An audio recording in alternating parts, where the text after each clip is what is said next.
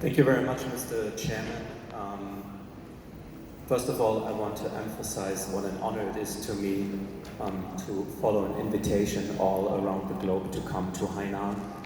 So far I have experienced nothing but pure hospitality, so it's been a great experience already. Thank you very much for the opportunity to exchange knowledge. I come from Germany, which is in the heart of Europe, as you can see. We couldn't be localized any more centrally. We have 9 neighboring countries, 2 of which also speak German, that is Austria and Switzerland. And we are a comparably small country, especially if you compare it with China. We've got 18 million inhabitants and not a lot of space, so everything is a little more dense, which makes emergency care rather easier than more difficult. And even though we're small, we do still have a little bit of everything. We have a nice coastline in the north and a beautiful mountain range that borders Germany to its south. It's called the Alps.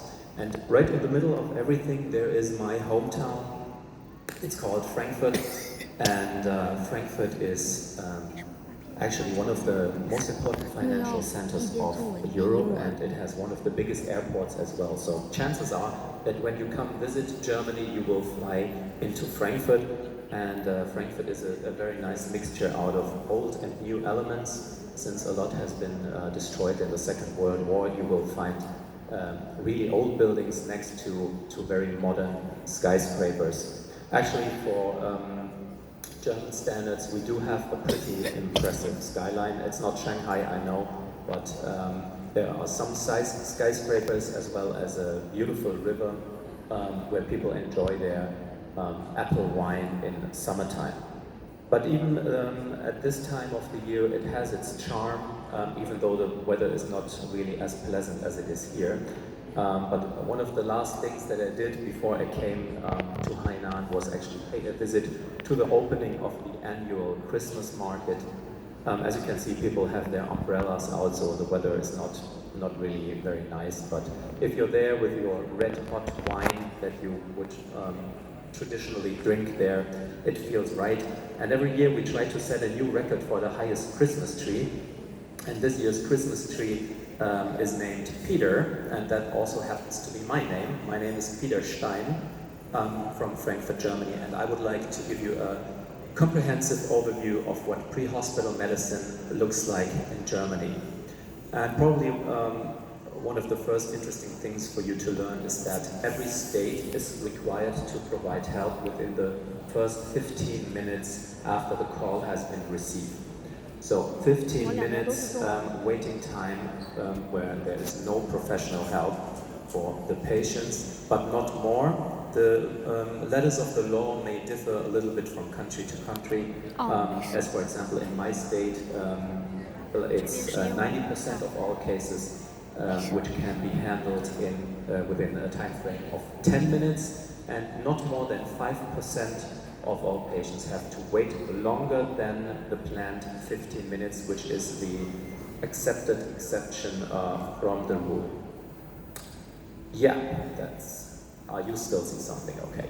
So to provide that kind of coverage, and nationwide of course, we have a tight network of ambulances which are stationed as well in the rural areas as in the cities as well, and also a couple of helicopters who can pitch in if the ambulances are busy or it is in a too remote place to deliver the help in the time frame given.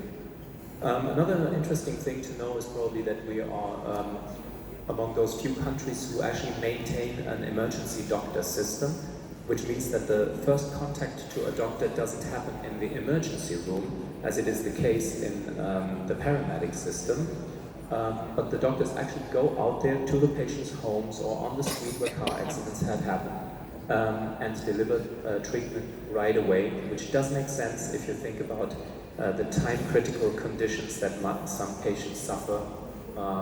If you think about a heart attack, a stroke, a hemorrhage, arterial bleeding, or concepts like the golden hour of shock for polytraumatized patients.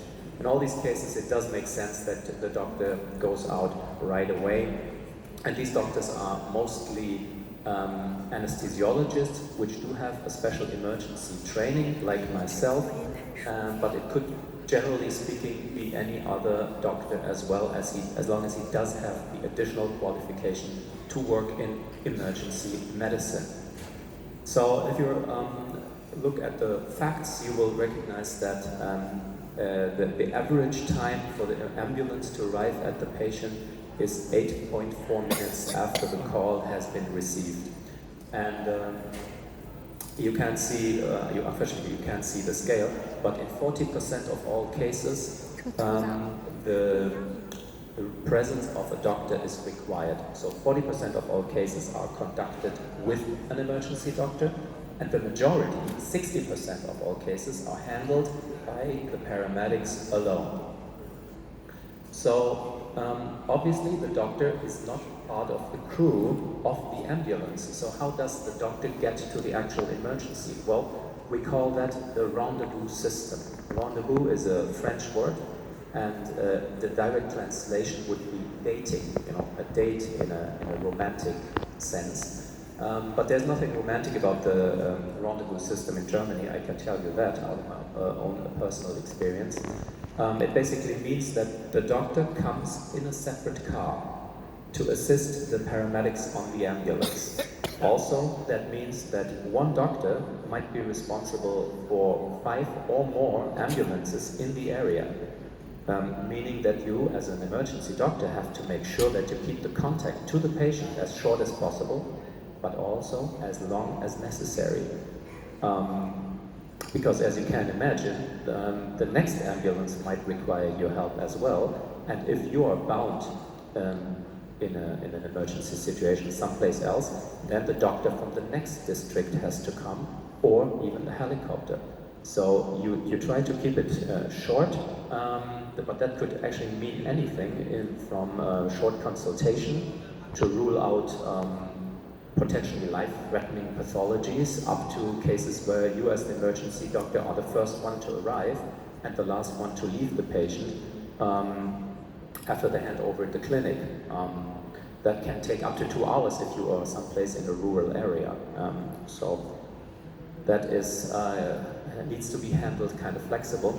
These are the respective vehicles. On the very right side you see an ambulance, as you find it one way or another in most of the countries around the world.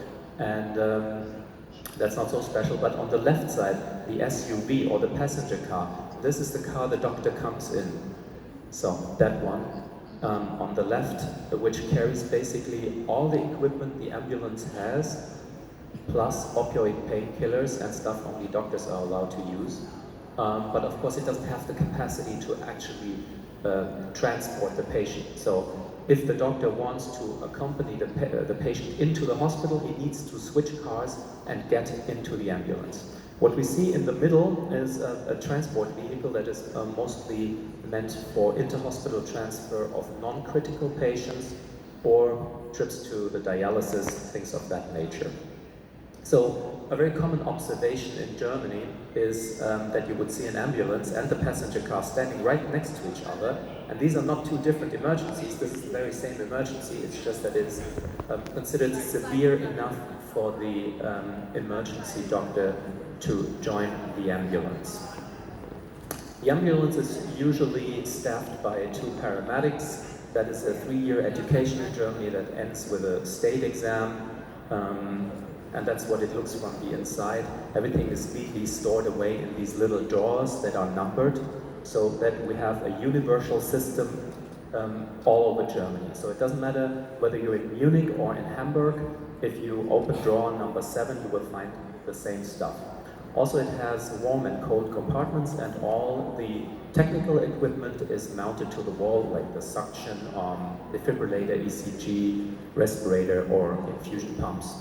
So the little space is used very efficiently, but of course you can imagine if the patient comes with a lot of bulky life support, then it can get kind of too cozy in this thing, and that's when this monstrosity here comes into play. It is basically a very, very huge van that is literally an intensive care unit on wheels.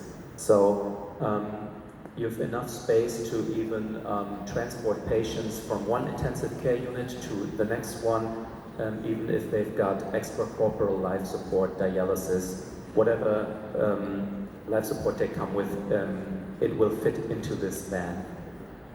So, but who gets to decide which vehicle and which personnel actually goes to the emergency? That will be the dispatcher that you reach when you call the universal emergency number for Europe, which is the 112. So no matter whether you're in Spain, France, Germany, if you call the 112, you will always reach the next dispatcher. And his job is actually not only to send help, but also his job has become more and more important in the recent years, because we have learned that the time between the actual call and the arrival of medical personnel is crucial, especially if you think about CPR. These are the minutes that count, so his job is also to give instructions and initiate immediate help. Still, it's kind of tricky to decide whether to send a doctor or just the paramedics, but there are keywords that will automatically trigger the dispatcher to send a doctor.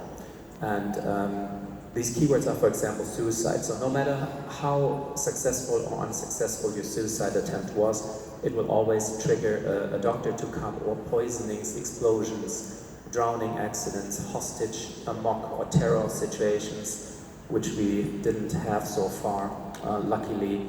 Pediatric emergencies, all these things will earn you the presence of a doctor. So, but they all refer to the type of emergency.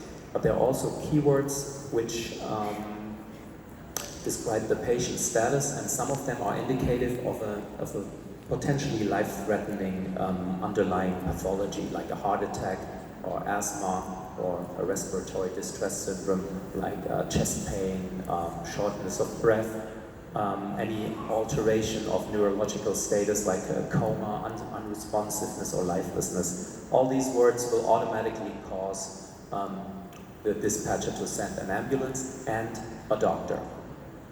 So there's also a very tight network of helicopters. It's around about 90 helicopters which are distributed all over Germany. And they are especially important in the southern part of Germany, where we have this mountain chain I've been already talking about, and where sometimes the terrain is so difficult and inaccessible that the only option is to send a helicopter, and I'm going a little bit more into detail about that topic later in my speech. Usually the helicopter is staffed with 3 to 4 people. That would obviously be a pilot and an emergency doctor. I still had long hair at that time. And a HEMS crew member, which is basically a paramedic with basic aviation training, so that he can assist me as the doctor on the ground, as well as the pilot once this bird here is airborne. And when we talk about mountain rescue, there's also a winch operator which can pick up the doctor and let him down to the site of emergency. So that's what the insides of the helicopter looks like.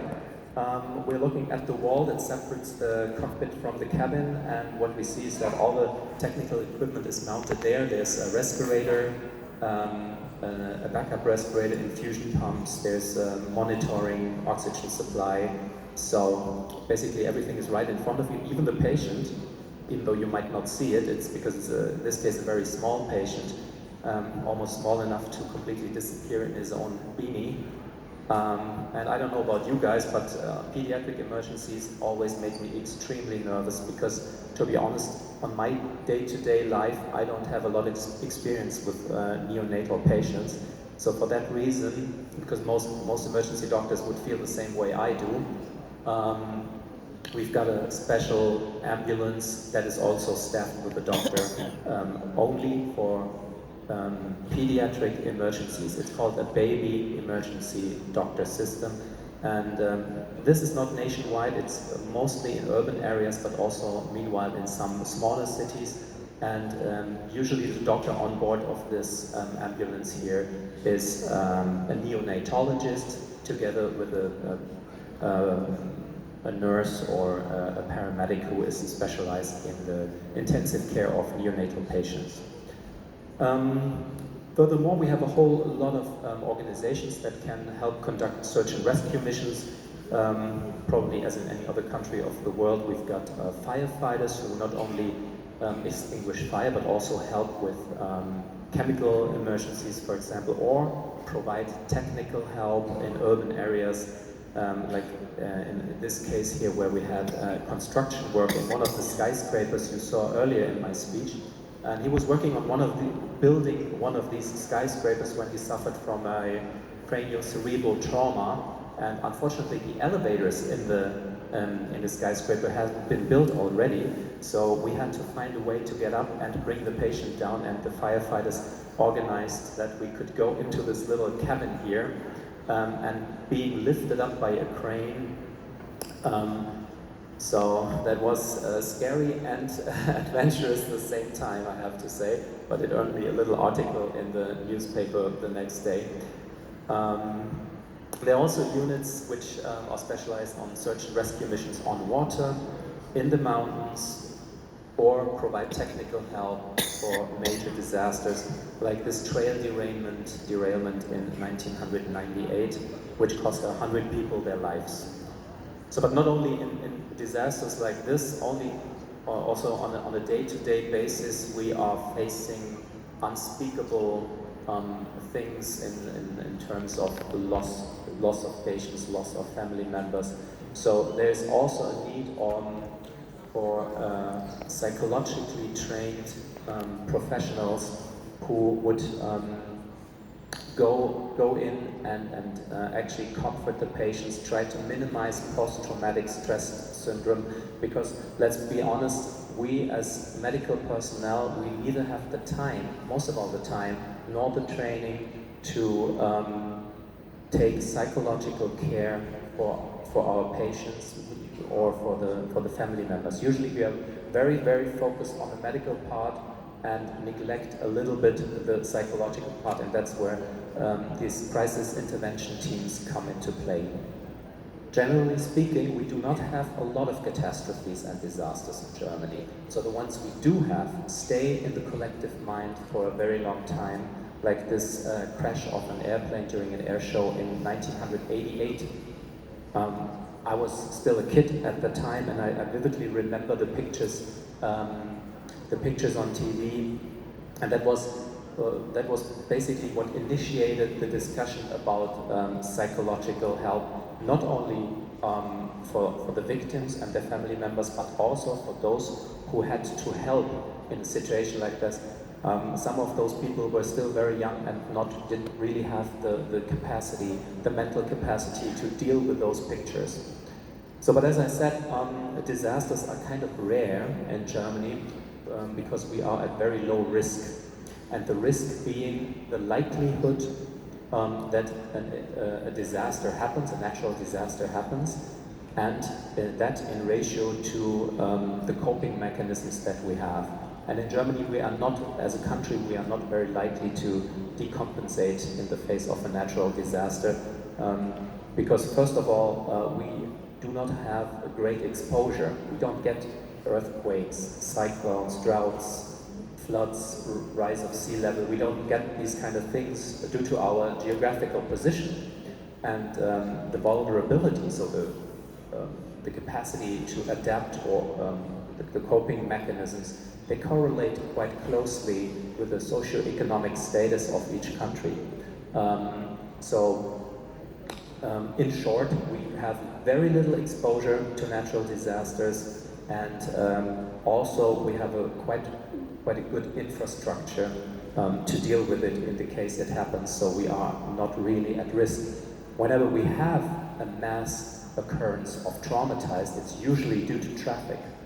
I don't know if you're aware of that, but Germany is, to my knowledge at least, the only first world country without a general speed limit on highways, which means you can literally go as fast as you wish, as long as it's not stated otherwise, which usually works quite well because we're used to that, but of course not always, especially not if second factors come into play, like fog or ice. So it is the duty of the first doctor who arrives at the scene not to treat any arbitrary patient, but to secure the situation, assess the situation, and initiate triage. And triage is a French term again, which dates back to the time of Napoleon, who was the first one to assign treatment priorities in the battlefield. Don't ask me which year that was, but it's long ago, but it still means the very same thing. It's basically to allocate resources in accordance to the priority,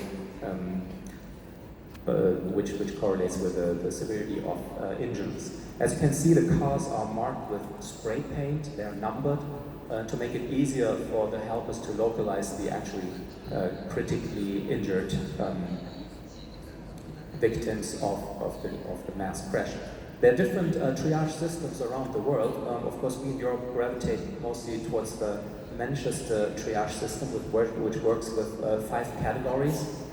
There has been a consensus in Europe in 2003 that we do not need the blue category, which means under any circumstances outside of a combat situation, there is help for everybody who is found alive. So nobody's left behind, no matter how severe the injuries are. Help will be provided at some point, unless found dead on arrival, then of course no CPR has been conducted in the situation of a disaster. So what we are talking about is a 5-step stratification process that facilitates the allocation of resources in order to, and here comes the key sentence, it's in order to minimize overall mortality, even though that can mean individual sacrifices in the event of a large-scale emergency situation. As for Germany, we have merged the yellow and the orange group because it doesn't really compromise the idea of a triage, which is to divert the attention and the resources away from those who are lost anyway, that would be the black group, and those who are only mildly or not injured at all, to help those who, where immediate help can make a difference, where it is crucial to initiate help right away. So that is the best way to achieve the goal of minimizing casualties. I don't want to go into detail, but the triage process could be viewed as a quick check of vital signs in accordance with the ABC system, meaning airway, breathing, circulation, and it is also the goal of the triage process to identify those who are not injured, to get them out of the way and make it possible for the helpers to reach those who are actually in need of help. And if the number of patients exceed transport capacity or even hospital capacity, we set up field hospitals which work with the same color coding as the triage system. As you can see here, if time allows, of course, we build up tents. As you know, the weather in Germany is not always that nice, and maintaining body temperature is one key aspect in this setting. So it gets a little more interesting when we talk about the southern region of Germany that I've mentioned at the beginning of my presentation here, where we have to deal with partially inaccessible mountainous terrain, and it gets even more interesting than that, because in this region 4 countries have to work together. It's all very close. We have Germany, we have Austria, Switzerland, Italy, and they all share this mountain region also in terms of mountain rescue. So that's what I mostly work as. I'm not the guy in the helicopter, at least not anymore. I mostly work as a first responder on a dirt bike, which means my job is to locate the patient, stabilize the patient, and guide the helicopter to the emergency. And it doesn't always have to be anything spectacular.